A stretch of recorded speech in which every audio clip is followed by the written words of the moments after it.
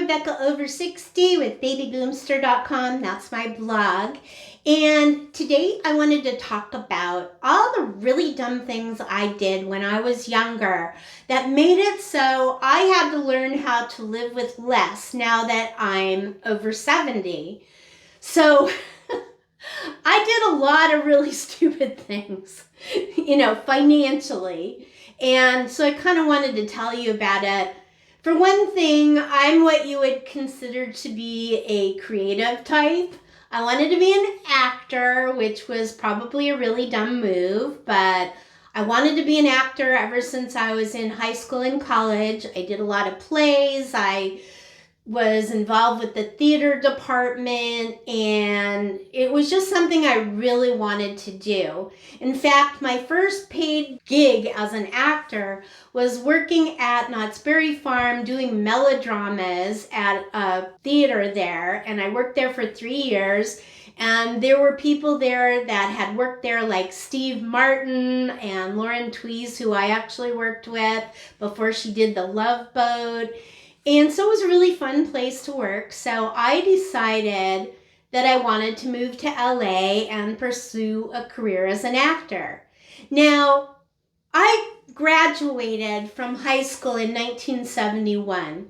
And during that time, the girls in my school weren't what you would really call ambitious. In fact, when they asked in the yearbook what they wanted to be when they got older, a lot of them said they wanted to be housewives or secretaries or just things like that. Not, it wasn't like being a doctor or a physicist or, because girls just didn't do things like that at that time. Once I got into college and the women's lib movement started to take place, then things started to change and people had a different idea of, your education. My parents never pushed me to go to college or anything like that. They just figured I was going to marry somebody and not have to worry about it. Well, that is not a good move. So anyway, here I am. I want to be an actor. I decided to move to Los Angeles. And so I moved there and I was living in a house with 2 other women paying $100 a month. Can you imagine that in Los Angeles? Oh my gosh. I can't even believe we did that. And so I was going to an acting school and all that on Hollywood Boulevard. I went to the Strasberg Institute. It was a highfalutin acting school. And accidentally, I met this producer in a parking lot across the street from my acting class. And he got me involved working on a movie. It was the first movie I'd ever worked on, but not as an actor. He had me doing all sorts of things, including being the main wardrobe person on this movie that shot in Salt Lake City and then back in Los Angeles. I worked on it for about 2 years. And I met 2 people on it. One became my husband, another one became my boyfriend later on, which I'll tell you about in a second. So I ended up getting some jobs afterwards, and I got into the wardrobe union, and I actually had a really good job. And I probably should have stayed in those jobs, but I really wanted to be an actor, which is really dumb. And also, I had married my husband, who was working on the show that I was talking about originally as an electrician, and he wasn't making that much money. I was making a lot more money than him, and so I wanted to give him a kick in the butt. So I decided I was going to quit and I was going to start studying acting again, which I did. So he ended up working a little bit more because, he had to. And I was doing theater and having a really good time for about 8 years. I had a long childhood. And then I had 2 kids. And so that kind of put the kibosh on doing theater. But I ended up working as a voice actor because I have this really young sounding voice. And so I did a lot of projects over the last 40 years as a voice actor. I also starred in a couple of movies and did some other work as well. And it was fun. It was a lot of fun. Everything was going fine. My husband was working a little bit more. We bought a house and stuff. And then all of a sudden, when he was 49 years old and I was 47, my kids were 11 and 13, he got diagnosed with brain cancer. So that was really, really awful. And so he passed away at the age of 49. And I was all of a sudden a single mom living in Los Angeles with 2 kids. So I always tried to do things on the side because my voiceover career was, unpredictable. I was writing scripts for a while, doing stuff like that. And so I hooked up with my boyfriend, who I had also met on that original show. He was a director of photography. My husband was too. So they were both like in the same profession, which was also a really dumb move because if you're a creative and you hook up with another creative, usually you're in for a wild ride. I mean, because everybody's on and off. But my boyfriend had been working a lot. He had worked straight for about 40 years. He was in the union.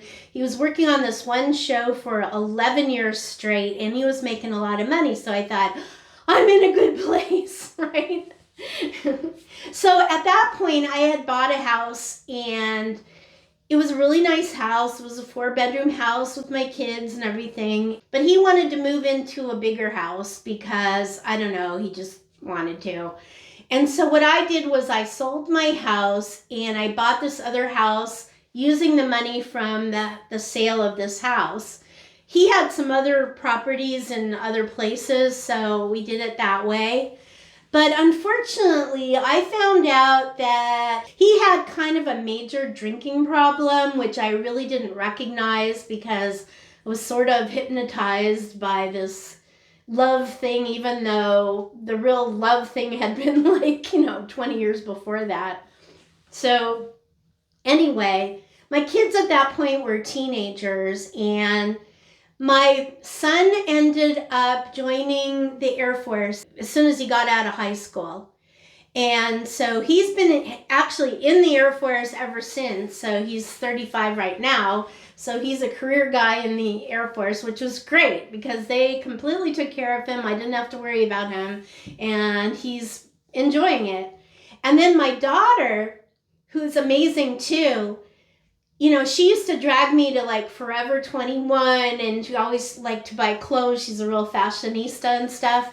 And so I told her, I said, if you want to buy clothes, you're going to have to get a job. And so she went right out and got a job at the age of 16 at an ice cream parlor. Then she worked in some restaurants.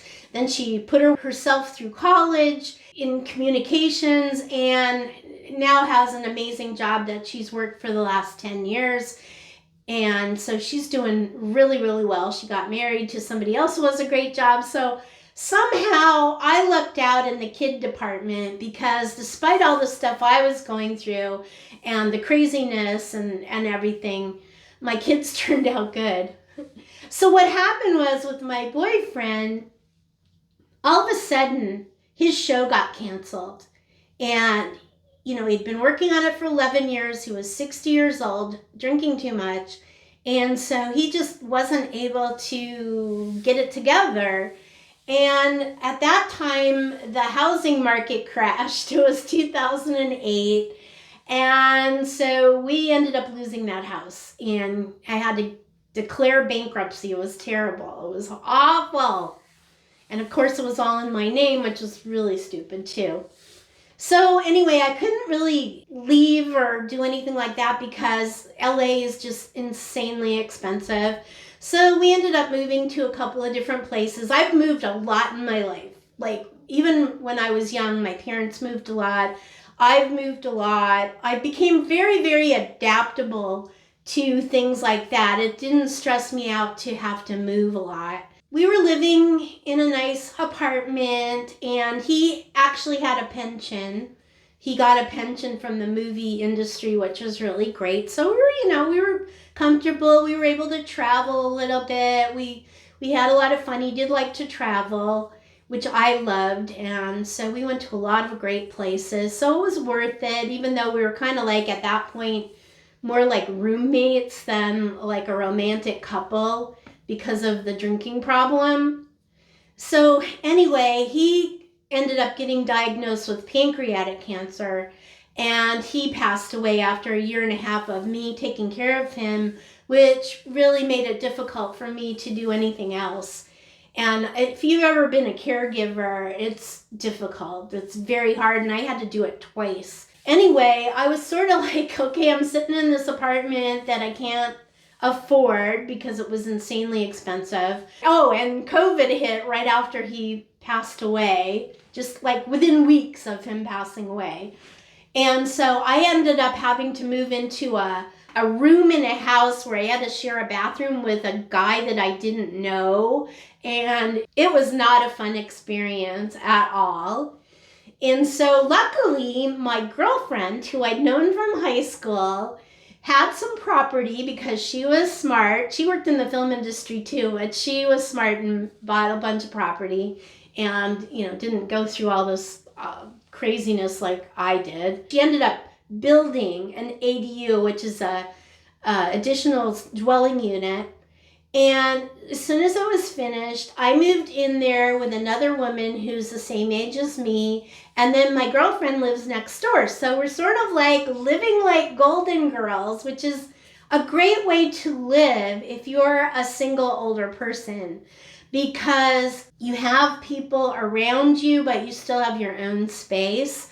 And so we get together in the mornings and we work out and we go places together. And it's just really nice because if somebody falls and they can't get up, there's somebody to pick you up. And I think, it's really nice to live on your own if you can afford it, but you have to worry about stuff like that because you just don't know what's going to happen to you.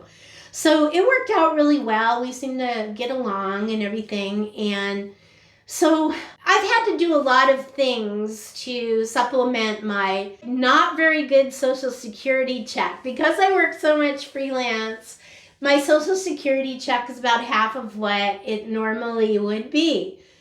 And I got a very, very small pension from the Screen Actors Guild. So I've always done other things. For a while, I was working in direct sales, which was interesting. I was very successful in it. I earned 3 cars doing it, selling skincare.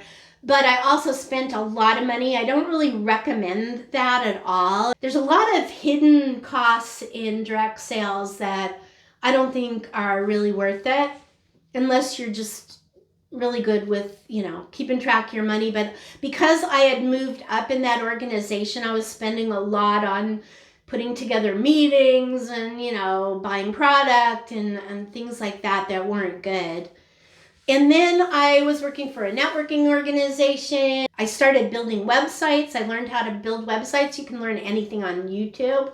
And that was actually pretty good for a while. And then I just really focused on my blogging, and now I'm doing YouTube and Amazon influencer and stuff like that. And I really enjoy it because it's creative and I'm a creative. So what can I do? My brother is always bugging me and he's always saying like, why don't you get a real job? And I'm going like, well, I'm 70 years old. I'm actually going to be 71 in a month. And what am I going to do? Stand in Walmart? And if you're standing in Walmart right now and you really enjoy it, hey, all power to you. It just didn't sound like something I wanted to do. And, it's really difficult. It's so hard for anybody over 50, especially women, to find something new in the workplace, But what's really great right now is that there's so many opportunities online that you can really create your own business doing a zillion different things. And I did a video about different side hustles that you can do when you're over 50 and you're creative and you want to find something that's fun to do. So anyway, back to living simply. I really had to learn how to do that. I had to learn to live with less. I don't go out to dinner, I cook everything at home, which is healthier because you know what you're putting into your food. I'm not eating junk food. I don't buy junk food at the store because you're spending too much money doing it. You spend more on buying processed food than you do on buying fresh food. So that's a way I've saved money. I just, keep things simple. If I want to go somewhere and do something, I go somewhere and walk around town. I don't have to spend a lot of money on attractions. There's so many things you can do for free. In fact, I even started a blog about where I live in Los Angeles, things to do in Los Angeles where you don't have to spend a lot of money.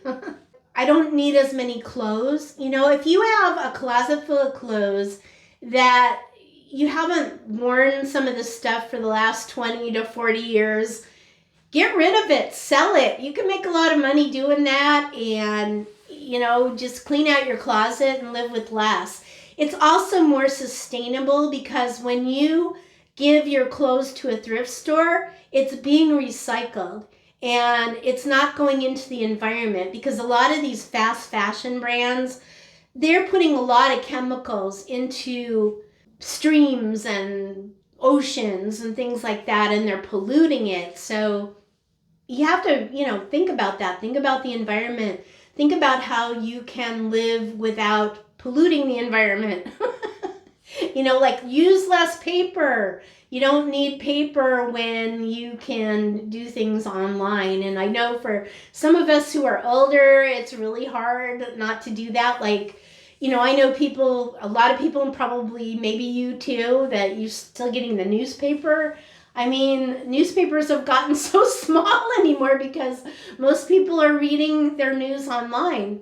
So, save some trees. Don't keep getting that paper and throwing it into the garbage after you're done with it. There's just so many things. Like one thing that I ended up running up credit cards with were from my car. Every time you get a car repair, it's like, oh my gosh, it's like kills you, right?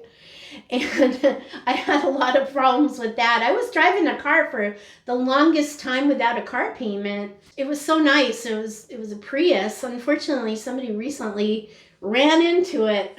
I wasn't hurt, but they totaled the car, so now I have a new car and got to go through all that stuff. Another thing that I was spending a lot of money on were pet bills, for the vet. I had 2 little dogs, which I just absolutely adored. And unfortunately, they got old and they got sick, and I ended up having to spend a lot of money on them. So now, like right now, even as I speak, I'm at somebody's house and I'm cat sitting their cat. And I've done this for the last 3 years for about 6 weeks. So they go off to Michigan, they drive out there, and I'm sitting there in their house watching a stray cat that really doesn't want to have anything to do with me, but I can get my pet fix by doing things like that. And a lot of times I'll take care of my daughter's dog, or, one time my brother had me come up to the Napa Valley and take care of his herd while he went on a trip to Tahiti. So, there's a lot of ways that you can enjoy pets without having to pay for them. In fact, if you like to travel, there are companies that will set you up in a house where you can take care of a pet or take care of a house, and you don't have to spend money on hotels, which is great. There's one called Trusted House Sitters. It's really amazing. So if you want to be visiting France and you don't want to stay in a hotel, you can stay in some place local. And of course, you have to take care of the pet, but you can enjoy the local culture and have a good time and be immersed in that culture. There's just things that you can do to live with less. Think about living more simply. Get rid of things you don't need. Find ways that you don't have to spend a lot of money. And then you can enjoy the things that you want to enjoy much better. I feel like there's so much freedom in that. Like, I don't have this big nest egg or anything, and I wish I did. I'd have to, win the lottery or get a national commercial or, do something like that. But Anyway, I've had to deal with the choices that I made and also just what happened to me in life. Like, who expected to have two guys die on me, right? It happens. Life happens. It throws you for a loop. No matter who you are, no matter how much money you have, no matter how happy you are in a relationship, stuff happens and you have to be able to deal and adapt with it. And that's what I've learned how to do. And so I live pretty much stress-free. I feel like I'm lucky in a lot of ways, even though some awful things happen to me. I'm grateful that my kids are in good shape. I don't have to worry about them. I'm grateful that I have friends.